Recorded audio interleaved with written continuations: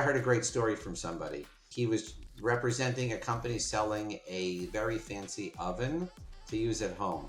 And he figured out to target women that had cosmetic surgery.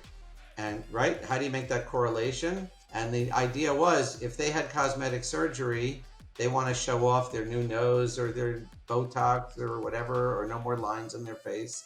And they want to invite people to their home. And that oven would make them the star of their next party. A company years ago had a tank with water. You just lie in the tank for 30 minutes and you just chill out from the world. Like a sensory stimulation or destimulation thing.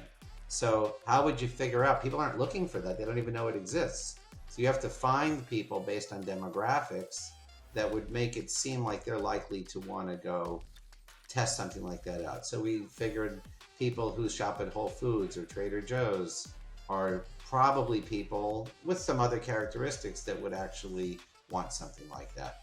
It's not just, let me find out the channel that they might be on. Let me figure out correlations that are not obvious.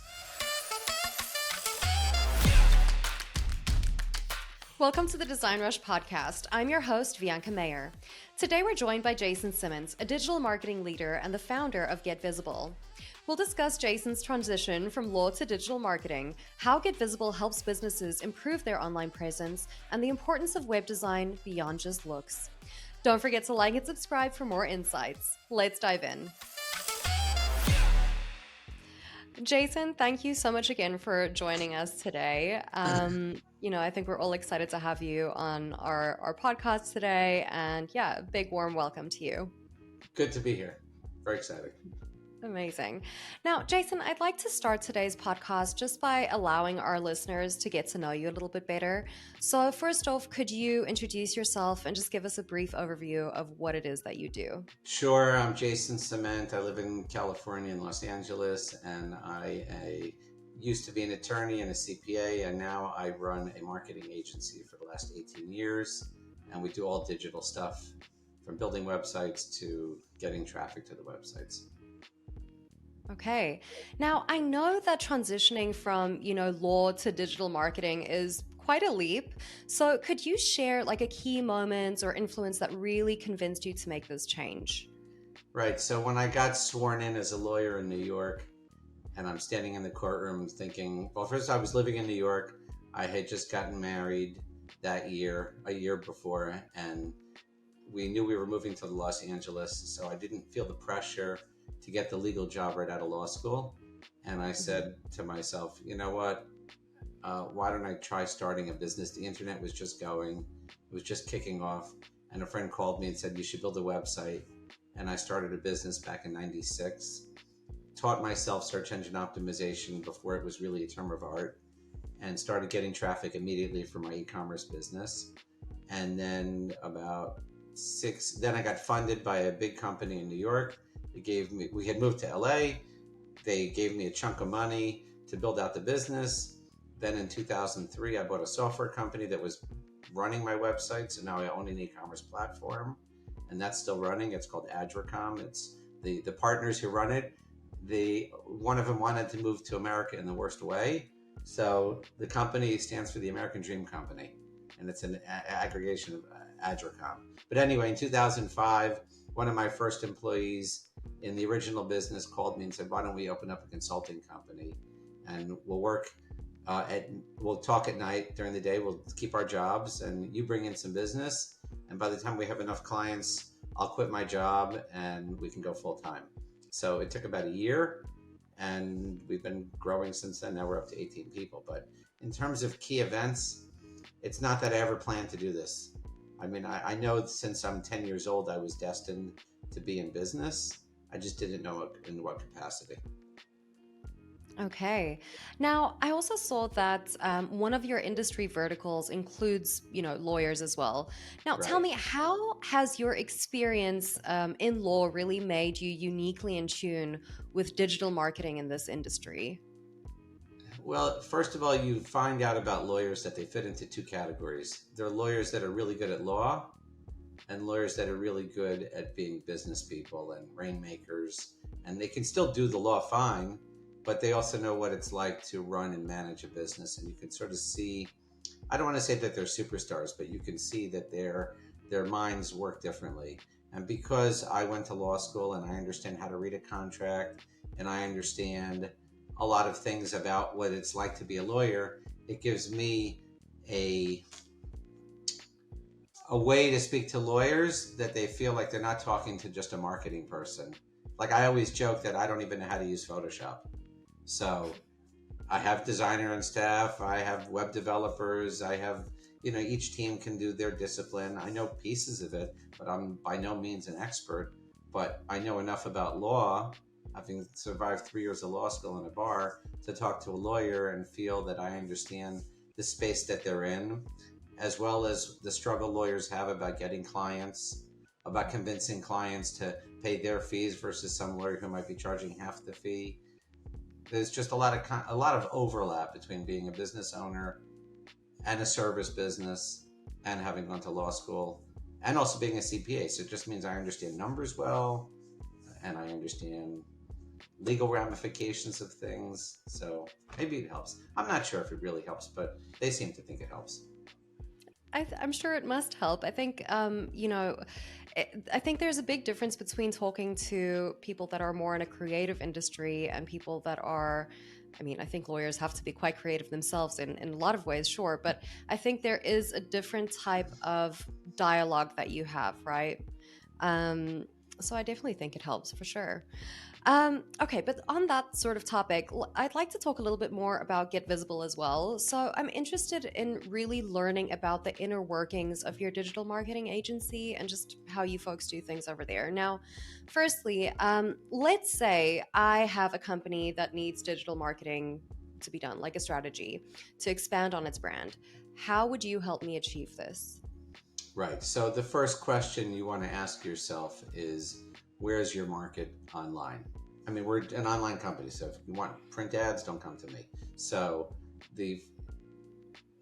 And it's two people that you're always selling to for a product or a service. You're either selling to the person who's the actual buyer or the intermediary who whispers in the buyer's ear and says, oh, you need to go there.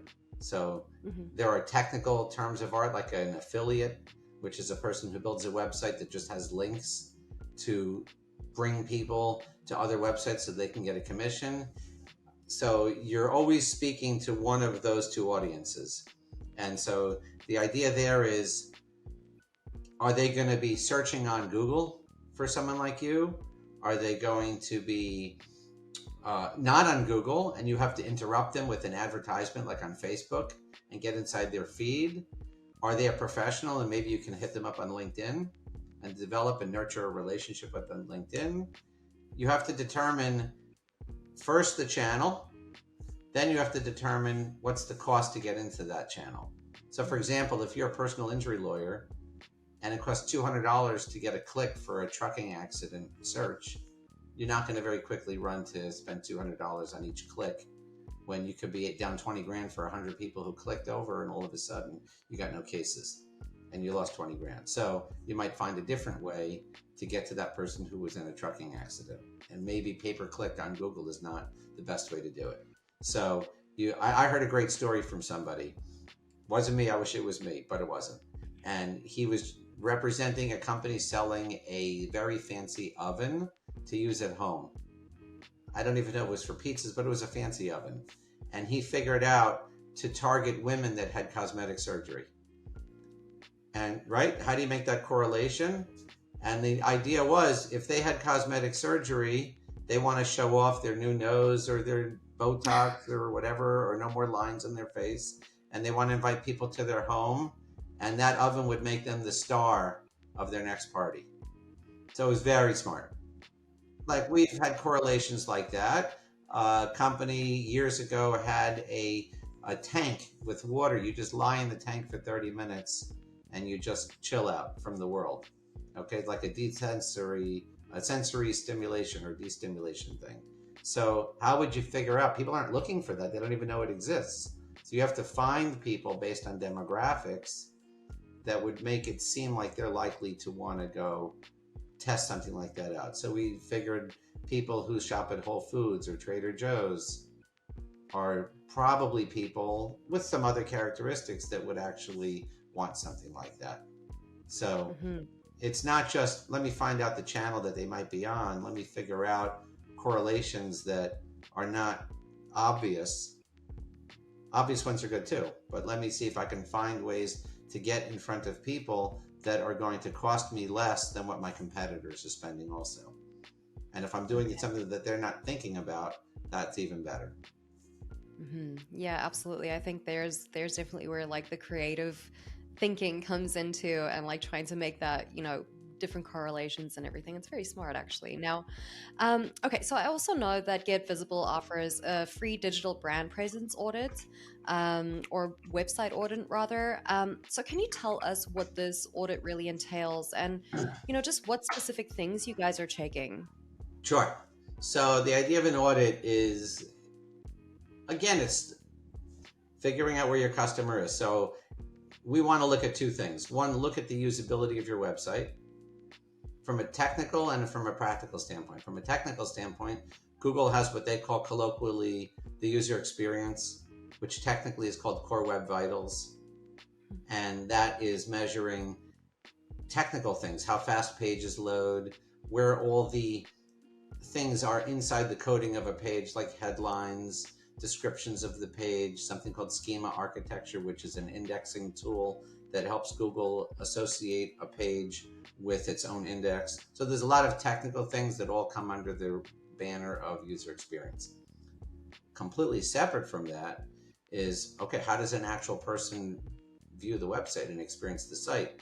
Is the navigation menu make sense? Does it funnel people into areas that you want them to experience your content and then fill out a form or phone call you or buy something?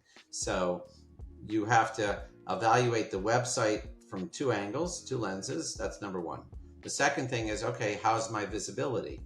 So is the website have any search engine visibility? Is the content unique so that Google is giving it credit, or is it duplicate content from content that shows up somewhere else? And we have to come back to the client to say, you need to rewrite your content because it's not original.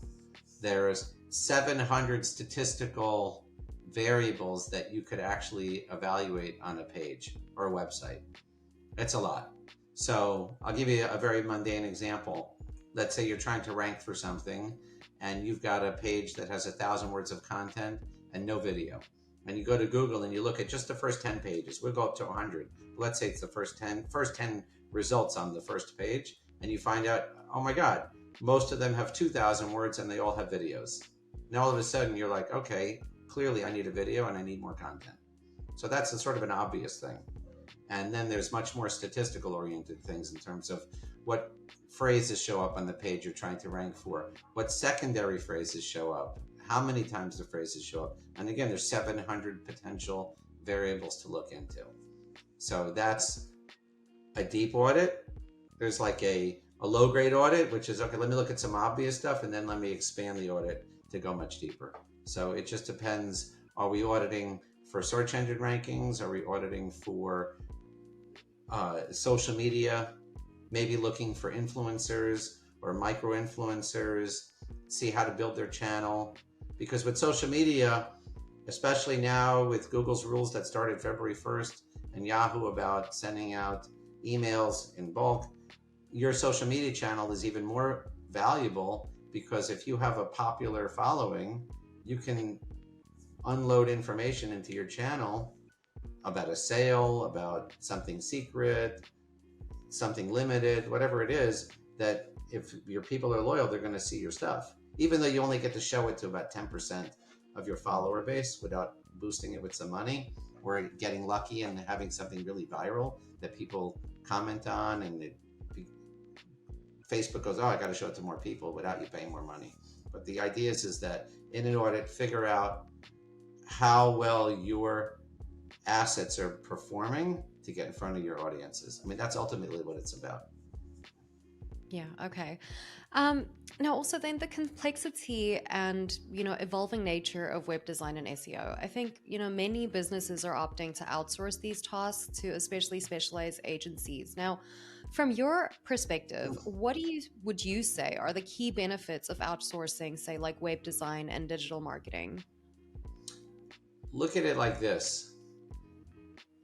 If you hire somebody, you have the biggest risk of all is knowledge transfer, because the person comes on board, has all this stuff sitting in their head, and then they leave, because people tend to stay in a job for 2 years, like statistically. So you invest all this money and time and resource in someone, they sort of figure out the rhythm of your business, and then they leave. Now, you could be lucky and be the exception and they stay for a long time, but the odds are they're going to leave. And now all of a sudden that IP is gone, because there's only so much they're going to teach to the next person. So that's a big risk.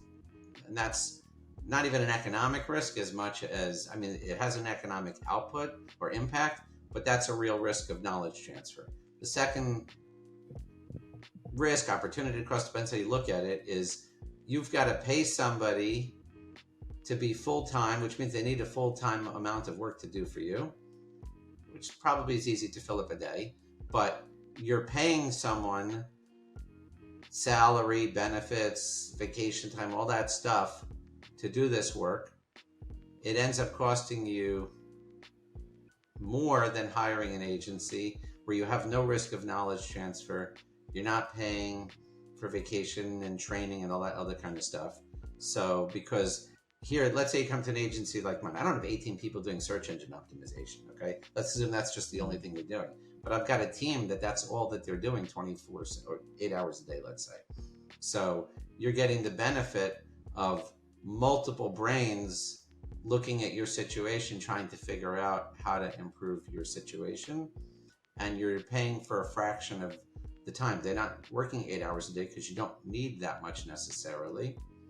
And it doesn't mean a business should always outsource. It depends on the size of their business, the size of the market that's obtainable through search engines, the revenue potential that they can get.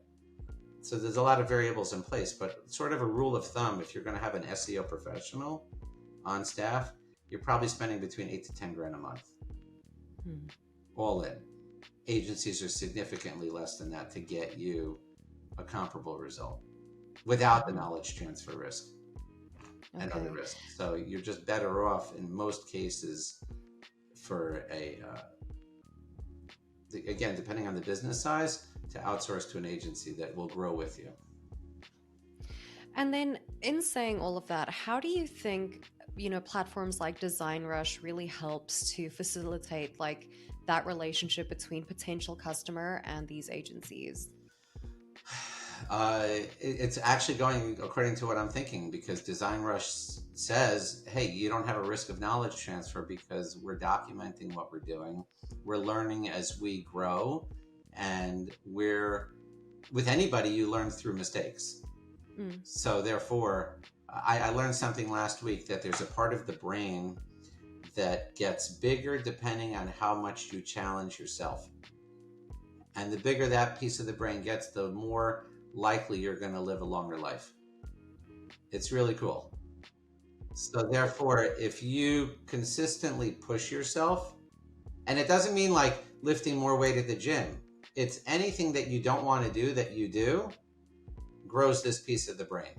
So if you don't want to diet, but you do, if you don't want to wake up early, but you do, it's things that you're fighting this natural resistance against.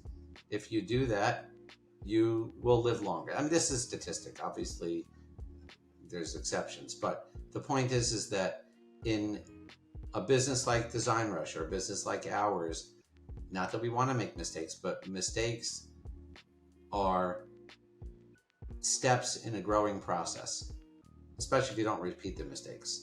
Okay, so, and a mistake doesn't mean you did something wrong. A mistake also could mean that you're listening to the client who maybe didn't articulate what they wanted, and they're coming back and saying, but that's okay, but it's not what I want. I want something that's this. I want blue. I didn't want red. And so like we did something now for a client, and we wrote all this content targeting the customer. And he's like, no. I want to target the designer who brings me the customer. Now, of course, on his website, all the content was targeting the customer. So we just made more content like that. So it's not that we did something wrong, but it's still a mistake because it's not what he wanted, and we just missed that message. So we make mistakes too. It's fine. We'll make that content that we wrote useful. We'll just say the 2024 version of the customer content, and we'll write new content. But the point is that now we know something we didn't know before.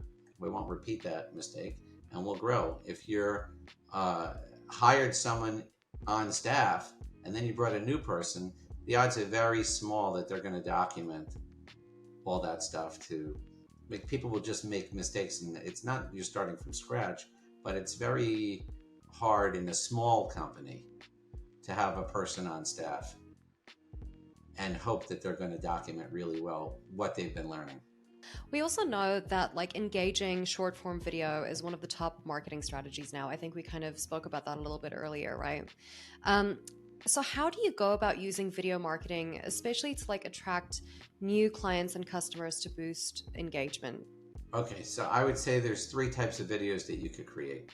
Number 1 is a video that is from the client, from my client to the public, whether that to any of those markets, whether it's the influencer or the end use customer or the intermediary.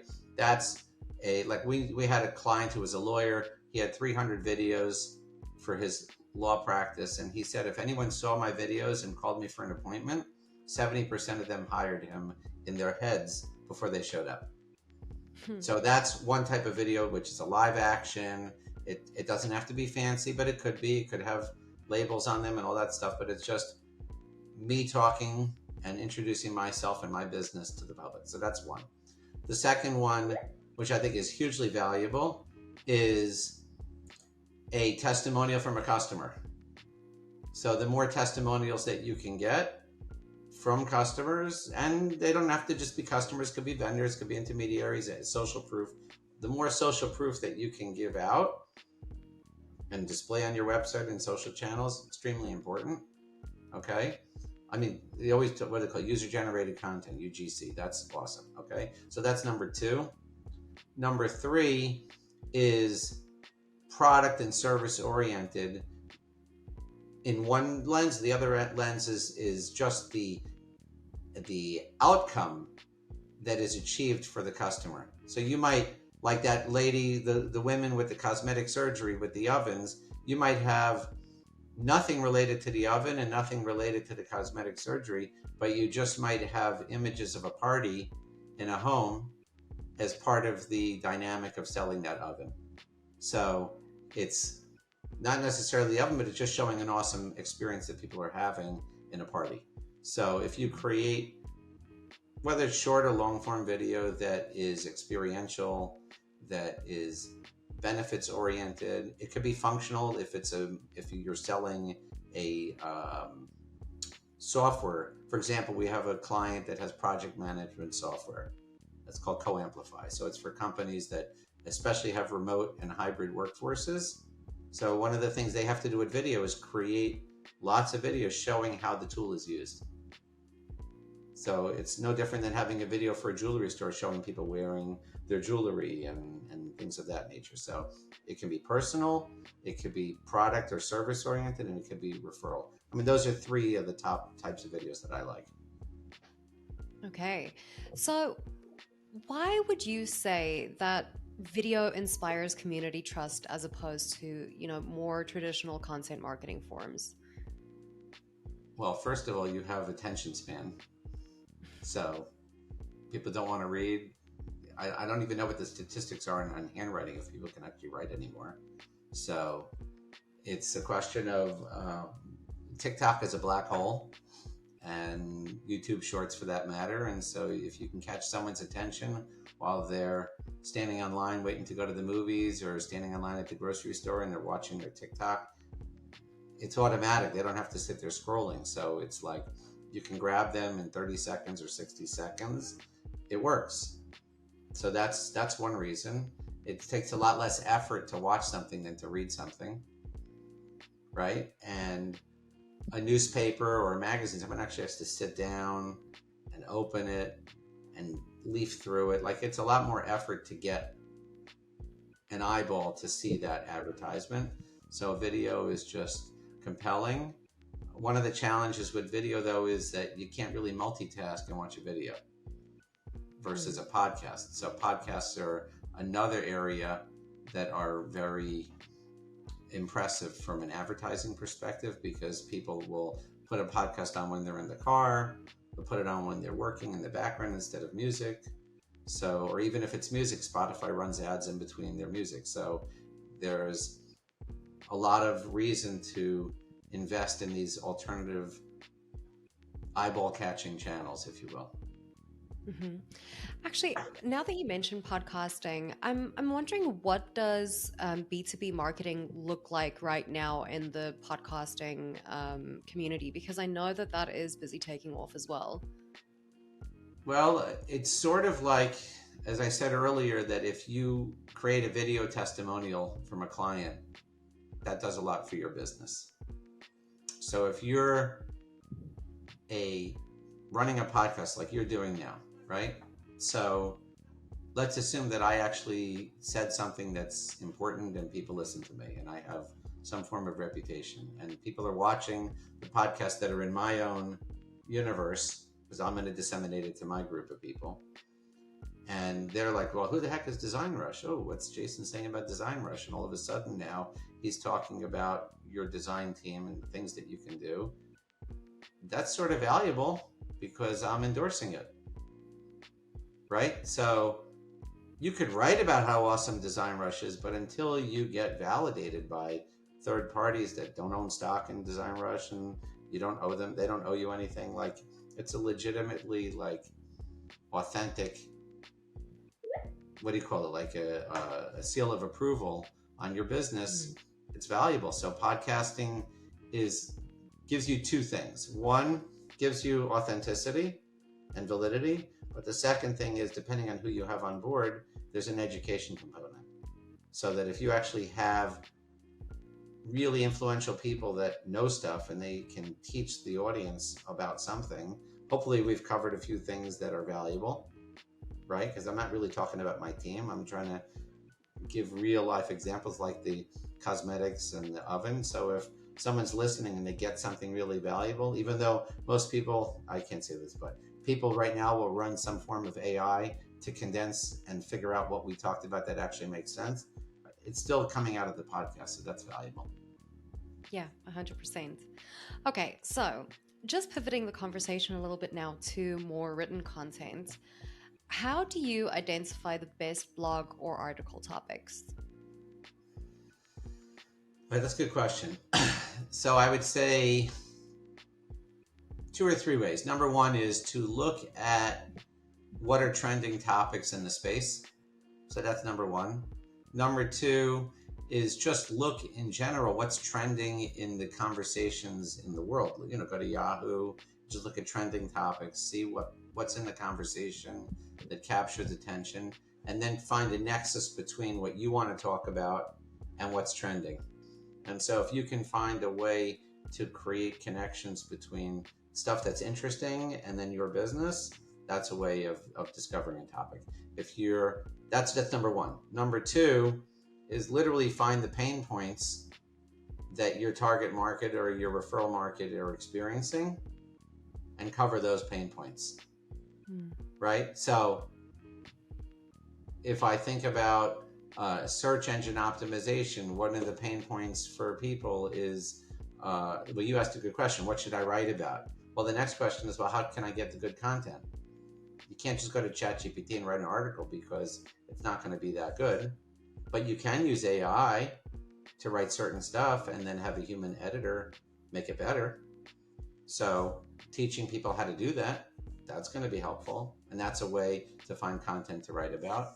Another way is to leverage people you have relationships with or that you want to create relationships with and write an article in conjunction with somebody. In the way we're doing a podcast, go find somebody who has an audience that you want to access, call that person up and do a joint article with them, talk about something, and put that thought piece out there. So, I mean, there's a lot of ways to find content to write about. The easiest one are find what's trending, find what's current. Okay, so now just again, shifting the conversation a little bit, I'd like to talk to you about, just some of your recent blog posts and just pick your brain on some of the points that you mentioned. Now, in your blog post, how showing up number one online can skyrocket your business growth, you mentioned the higher your ranking on Google, the more you're considered a thought leader. Now, I know that the post goes on to say that it isn't all about, gaining visibility and driving leads. It's also, about getting in front of different audiences at a level of engagement that elevates you on a pedestal. Can you elaborate on this a little bit for me, please? Sure. One of my first clients was a healthcare law firm. And at that point, he had, I was going to say 4 lawyers, maybe 6 lawyers. It was small. He must have been growing by that point. Anyway, he came to me and he said, I want you to do search engine optimization for my firm. And I don't care about leads right now. I want to show up next to the top firm in LA for certain phrases related to healthcare law. Because if I'm next to them, I can increase my billing rate much more than what I am now, but it will still be less than them. So I could walk into a meeting and I could say to the prospective client, hey, do you want me or do you want this other firm? You can pay them $850 or you can pay me $550. Right? So that was his original plan. Within 6 months, he had people giving him retainers. From beyond that, he had people calling him up or filling out forms, hiring him from the leads that we were generating. So he got more than he bargained for. And the idea is that if I don't think a Generation Z knows what the good housekeeping seal of approval is, right? So if you're walking into a meeting and you're able to, and you're selling yourself, let's say from a service perspective, because that's what you're talking about here, and you're able to casually slip into the conversation something to the effect of, hey, if you type in healthcare lawyer, I'm number one on Google or on the top of the page or something like that, that means something. I mean, it means something here that I have a book. I wrote it a bunch of years ago. People think of me as an author. I wrote a book. I get it, but it's just a perception thing. So if you have a high Google ranking, you can't pay for that. I mean, you can't pay Google for that. You pay an agency to get it, but you still had to achieve that. And it means something to people to show up, which is why statistically for years, I think 22 times as many people would click on the first organic position over the advertisements. So the ranking is not necessarily just about the click, even though I just gave you a click statistic, but it's about the authority of having a top ranking and what that means to your reputation, if that helps. Okay, so say for instance, there's a business that comes over to you and say for instance, they are, let's say a lawyer or a healthcare websites or for insurance, right? How long does it take, would you say, to get them ranking properly on Google via SEO, of course? I think 6 months is enough time to show a trend line of success that indicates you're going to get to the first page. Typically, it takes 6 months to a year to get to that for someone brand new, let's say, or even if they had a website but never did ranking work before, 6 months to a year, because the assumption are that you're in a competitive space, so you got to catch up. Google calls it organic rankings for a reason, because you can't artificially fool it in the sense of, if you had 10 pages now and you go up to 100 pages, that's too fast in most cases. So you have to, sort of like the primaries in America, it takes a year to get through an election cycle from the beginning to the end. It doesn't just show up and let's all go to the elections. So you have to release articles, you have to grow backlinks, which means get other websites to link to your website, grow your domain authority profile, your score. So you have to do all these things. 6 months is enough time to slow roll the growth and achieve a definable, tangible, measurable result. I mean, sometimes it's crazy. We have a client right now, 2 weeks after we did the audit and implemented the changes, he had first page rankings. But he had an old website. He just was never optimized. So he didn't have all his first page rankings, but he had enough that for his medical practice, he was hitting some very good sweet spots for rankings. But that's not typical. Most of the time it's a site that's going to grow and it's going to organically achieve first page. And then you have to determine, are you dealing with local results with a map listing? Is it organic results for the whole country? Now with AI, can you get your result inside the generative AI result? We've done that for clients. So it's not just one ranking anymore. Now it's multiple areas that you have to be considering for ranking. Mm-hmm. Okay, so another one of your blog posts talks about incremental inertia and marketing strategies. Can you elaborate on that concept for us too, please? Right. So, well, there's two things. Number one is that change is difficult. And so if you're in a job working for a company and you're going to the boss and you're talking about change, it's risky, because if you implement the change and it doesn't work, you put your job at risk. That's one thing. Okay. The second change is that if your business is running in a certain way, forget about that idea of a job. You're the owner of a business and things are running in a certain way, and you fall into this pattern of believing that's the way things should be or are going to be, or they can't be different.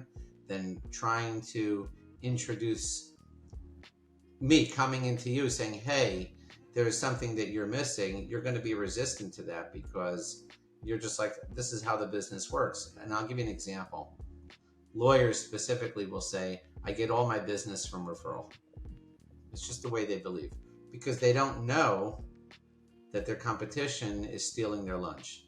They don't know that the competition is getting leads from the web. I'll give you a real. It happened to me last week. Went out to lunch with a client that stopped working with us 2 years ago. We did his SEO for about 3 years, and it wasn't that he was angry. He said, I don't believe I'm getting business from the web. So he goes, you have first page rankings. I'm not upset with you at all. I just don't see why I should keep paying for results that look great on paper, but aren't producing bottom line revenue. So we went out to lunch now. First thing he says to me is, my wife doesn't like the website, doesn't like all the content that's on there. And then he starts grinning and he's like, but I'm getting paying clients. So all of a sudden now, and he wasn't trying to diss his wife. He was just, he was struggling for 2 years about changing the website because of that. And then all of a sudden he's like, but wait a second, I'm getting business from the website and I'm getting cash paying clients where he thought he wasn't getting business. So outside of the fact I'm looking for my bonus check, the point is that he was a semi-believer because he invested in it. And my belief is he probably was getting business before, he just didn't realize it. And now that his business changed and he was measuring things more appropriately, he started to realize he's actually getting business from those rankings. So the inertia could have been that, and this is the worst, is that he would convince himself that he's still not getting business. So part of the challenge is not just the inertia that people don't want to change what they're doing. It's also, do people want to measure how they're doing? And sometimes they don't want to know, so they don't measure. So inertia has multiple layers. They'd rather not measure and not know the opportunity cost that they're giving up, and just, they're fine with that because it's too much stress.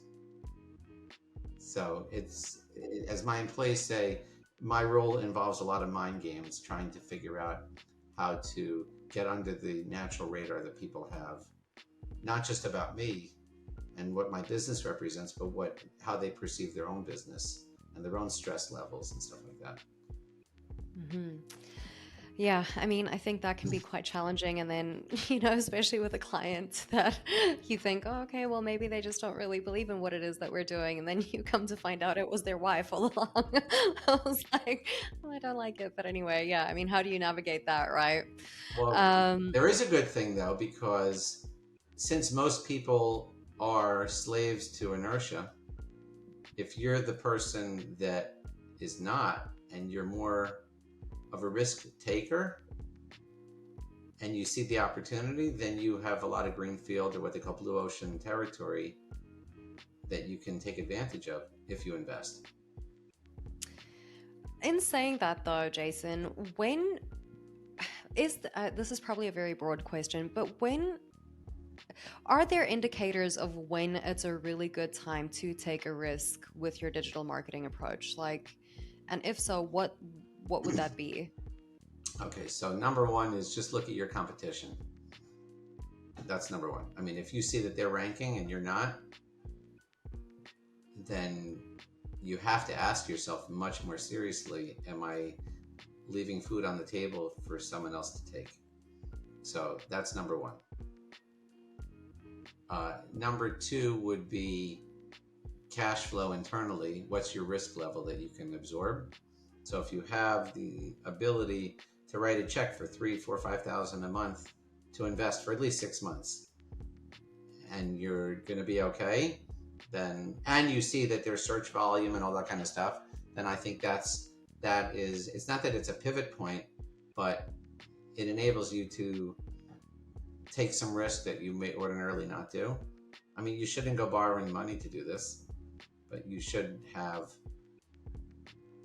a certain amount of capacity in your business to support this. Because remember, even if you pay an outsider to do this, you need to have time to devote to making it work. Like, we have clients that will do, let's say, LinkedIn outreach. What that means is that while we're publishing to their LinkedIn profile and getting them engagement, they have to monitor some of the engagement that's coming to see if those people are worth pursuing to nurture relationship. If we're doing outreach on LinkedIn where we're building up their Rolodex of new contacts, they got to follow up with the people. Even if it's just writing a message in LinkedIn or sending an email or a phone call, or one guy we know was going on lunch dates with a certain number of people that we were introducing him to because he wanted the referrals. So he wanted to grow his relationship. So you have to determine your ability to support the initiative financially, emotionally, and time-wise, and then you have to see if there's space for you in that garden, because maybe there's a lot of other people that are competing in it. Maybe it's not worth it. You can find another channel. Okay, so just again, something that I saw on your website, your core for online visibility approach is quite interesting. I mean, you say that generating revenue through leads should come before expanding on building the industry authority of a brand. So can you expand on this and why the one comes before the other? Well, it's not to the extent of like diminishing brand value, but it's sort of like a software company. You can spend all this money building your software and build a perfect, best solution, but if you didn't have any money left to promote it, what do you have? It's like you have a treasure chest buried in the sand, but it's on an island that no one can get to. So you didn't accomplish anything. I mean, egotistically you did, but not practically. Your goal is to get that software out there. So it's sort of, companies will say, fake it till you make it. So I think it's in some ways more important to build your lead pipeline. And you don't have to be broad. You can be very niche oriented so that you can grow quickly in terms of understanding how to deal with that niche. Make some mistakes along the way, but whether it's a service or a product or a software solution, if you're within some vertical, it's easier to move quickly, and your brand value will emerge more naturally as you're engaging more people through the lead funnel. So I just think it's even a website. You can change your website every month if you wanted to, or every 2 months. I don't mean change it completely, but your website is a moving, and your brand are evolving, moving pieces. So as you learn more about how people respond to your brand, and as you learn more how your culture is evolving, your brand can change. But what the thing you have more control over is how you do your lead generation, how people adopt your brand, if you will. So I still think that leads, like I know a company that they never said they were the best. They said they were better than the rest. So it's not that they were good, it's just the others were worse. So where did he put all his money? Into sales. He had all the guys on the phone and women on the phone, sell, sell, sell, sell. And he wasn't giving a crappy service. He just was understanding that he called attorneys once a month for 5 years, every attorney in that particular vertical. They all knew his brand. And that was it. Incredible. One thing that I did want to ask you though is you say that you could change your website every few months if you wanted to, right? Because it's like this constantly moving thing, or it should or could be. In saying that again, like how or what are the things that we need to look out for when we are doing that? I mean, is there like too much of a drastic change that you can make? And if so, what would that be then? Like, what would that be considered like a really drastic change that could hurt your website then? Well, here's the sales pitch for DesignRush, okay? In the sense that if you have an e-commerce website, you're constantly changing the front face of your website, not in terms of the navigation structure, but you're putting new banners every month because this month is Valentine's Day, next month is Easter, another month is Passover, another month is July 4th, Memorial Day. There's always something to celebrate and show newness. So it's not that you're necessarily changing your website, but that's an opportunity to add freshness, okay? Let's say you're a law firm. So where you have opportunity to inject more organic freshness, if you will, is case studies, new verticals that you're opening, cases that you won, settlements that you negotiated, events that you've spoken at, blog postings that you've put up. So it's not that you're totally changing your website, but you can do more than just say, oh, here's my most recent blog post. You might create new banners, shoot new video, and just evolve the website, if you will. So I also know that, you know, there's this shift towards like functional and personal or personalized user experiences. And you mentioned this, I think, before as well. So how do you achieve 100% technical performance in your projects while still ensuring that there's a creative front end? Well, no one ever gets to 100%. Let's start with that. I mean, it's a nice concept, but no. Ego. I think that's a real big indicator. Not indicator, I mean, we don't have ego.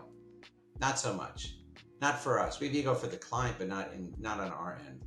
So like our head creative person, she's very sweet, very calm, and listens really well. But she knows the science of graphic design. Right? She understands the mathematics and color schemes and all of that.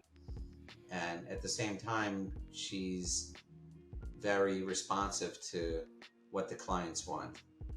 So some of the challenges are how do you navigate and bridge the gap between the science and the graphics requirements and all of that stuff and user experience and the clients. And there's negotiating to get to a middle ground sometimes.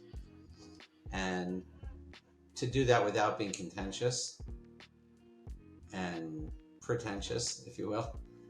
So I think that if you communicate well to the clients, especially during the course of the process, you end up getting to a result that you want.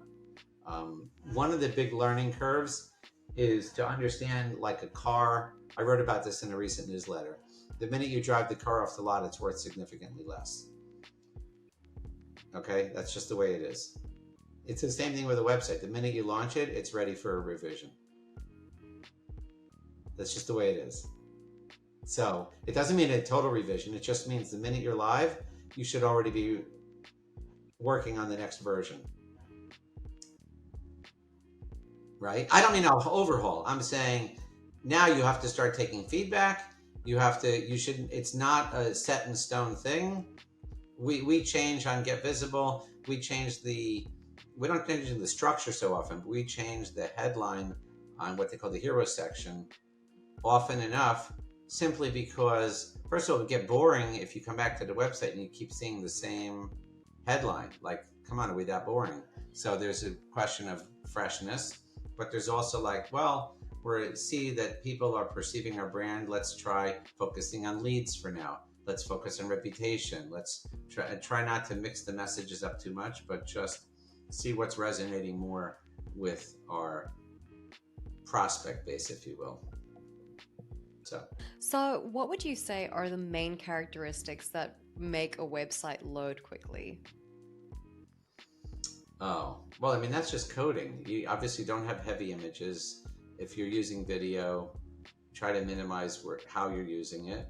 It's all about files. It's two things. It's just how much actual file size doesn't just mean an image file size. It also means how much text is in a page and how much external scripts you're calling, like JavaScripts and CSS scripts and things like that. So it's coding properly and trying to avoid third-party scripts, because then you have to wait for a third-party system to respond.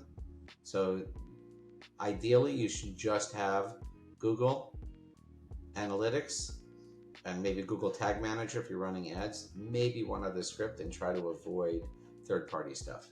And does that also count then if you're trying to ensure that the website speed remains consistent as it grows?